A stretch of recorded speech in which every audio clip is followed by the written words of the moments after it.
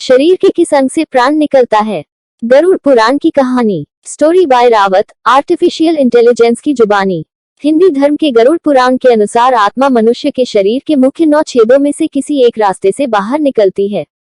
इसमें मुख 1, नाक के 2, कान के 2, आंखों के 2 तथा मल और मूत्र के रास्ते शामिल हैं। इन रास्तों से आत्मा की दुर्गति और सद्गति का पता चलता है। अंतिम स्नान के वक्त बड़े बुजुर्ग आज भी मृत शरीर को देखकर बता देते हैं कि आत्मा किस मार्ग से बाहर निकली है। मुख मार्ग से आत्मा का निकलना सद्गति माना जाता है। वैसे तो हिंदू पुराणों में सर के रास्ते का वर्णन भी किया गया है, लेकिन इस मार्ग से केवल तपस्वी ऋषि मुनियों की पुण्यात्मा शरीर का त्याग कर स्वर्गलोक की यात्रा करती है। किसी साधारण मनुष्य को शायद ही ये सौभाग्य प्राप्त हुआ हो, और इसे ही आत्मा की परमुक्ति कहा जाता है। जो लोग आत्महत्या करते हैं उनकी आत्मा को समय से पहले शरीर को छोड़ देती है, इसीलिए उनकी आत्मा को सबसे ज्यादा दुख झेलना पड़ता है। सबसे ज्यादा ऐसे लोगों की आत्मा ही मल और मूत्र के रास्ते से बाहर निकलती है, जिसे भोग योनि में दोबारा जन्म लेना ही होता है। यह दुर्गति कहलाती है। गरुड़ पुराण के अनुसार महिला जिस रास्ते मतलब योनि से एक नए जीवन की उत्पत्ति करती है या बच्चे को जन्म देती है, उस रास्ते से महिला की आत्मा उसके शरीर का त्याग नहीं करती। मुंह से प्राण निकलना। हिंदू शास्त्रों के अनुसार मुंह से आत्मा का निकलना बड़ा ही शुभ माना गया है। कहा जाता है कि जो लोग जीवन भर धर्म के मार्ग पर चलते हैं, उनके प्राण मुंह से निकलते हैं और उन्हें यमलोक में बहुत कष्ट नहीं झेलने पड़ते हैं। ऐसे लोगों की आत्मा जब मुंह से निकलती है तो उनका मुंह टेढ़ा हो जाता है। नाक से प्राण निकलना भी बेहद शुभ। शास्त्रों में कहा गया है कि नाक से आत्मा का निकलना भी बहुत शुभ होता है। गरुड़ पुराण के मुताबिक इस तरह से उन्हीं लोगों की आत्मा निकलती है जिन्होंने परिवार में रहते हुए सारे फर्ज निभाए हों और मन को वैरागी भी बना लिया हो।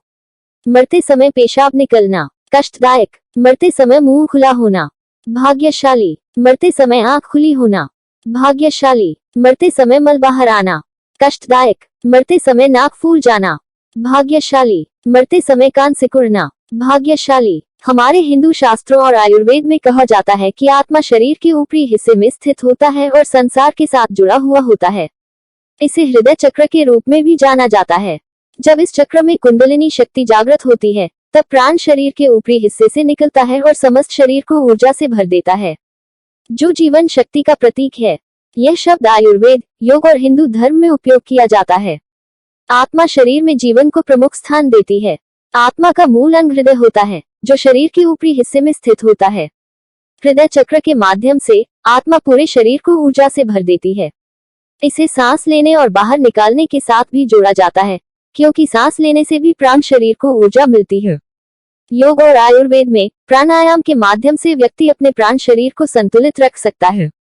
इसके लिए विभिन्न प्राणायाम तकनीकों का उपयोग किया जाता है, जो सांस लेने और सांस छोड़ने को नियंत्रित करते हैं।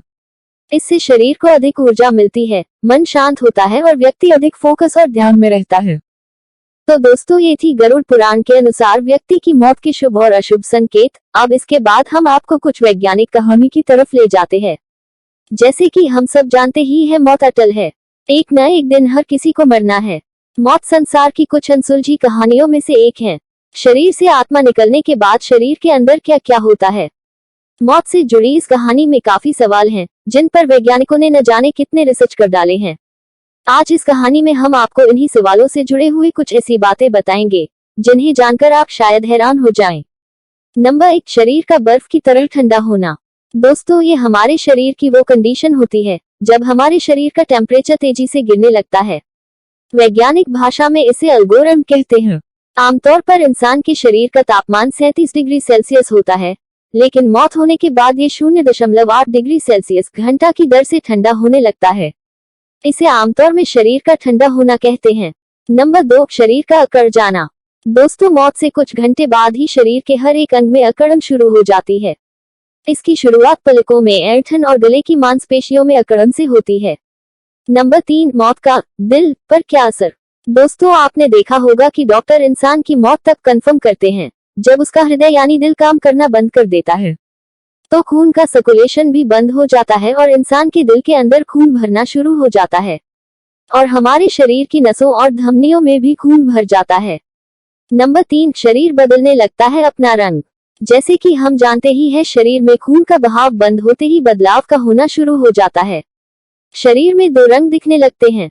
शरीर का निचला हिस्सा एकदम स्थिर हो जाता है और ये पीले या सफेद रंग का होने लगता है, जबकि शरीर का ऊपरी हिस्सा लाल या नीले रंग का होने लगता है। नंबर 4, मांसपेशियां कुछ घंटे बाद भी रहती है जिंदा। दोस्तों, आपको ही सुनने में थोड़ा अजीब सा लगे, लेकिन मौत के कुछ घंटे बाद तक इंसान की मांसपेशियां जिंदा रहती हैं। इसी वजह से कभी कभी किसी के मरने के बाद भी शरीर में थोड़ी हरकत को देखा जा सकता है। इंसान के शरीर की सबसे आखिर में हड्डियां छोड़ती हैं साथ। मौत के कुछ समय बाद ही शरीर के सड़ने की प्रक्रिया शुरू हो जाती है। जीते जी जो एंजाइम खाना पचाने में मदद करते हैं, मौत के बाद वही शरीर के अंगों को पचाना शुरू कर देते हैं। सबसे आखिर में हमारे शरीर की हड्डियों का सड़ना होता है। मौत के 10 से 20 साल बाद शरीर की हड्डियां गलना शुरू होती हैं। तो दोस्तों, ये कहानी अगर आपको हमारी ये वीडियो अच्छी लगी हो तो इसे अपने तक सीमित ना रखें, बल्कि अपने दोस्तों और रिश्तेदारों के साथ भी साझा करें। और हाँ, अगर आप हमारे चैनल पर नए हैं तो हमारे चैनल को सब्सक्राइब जरूर करें।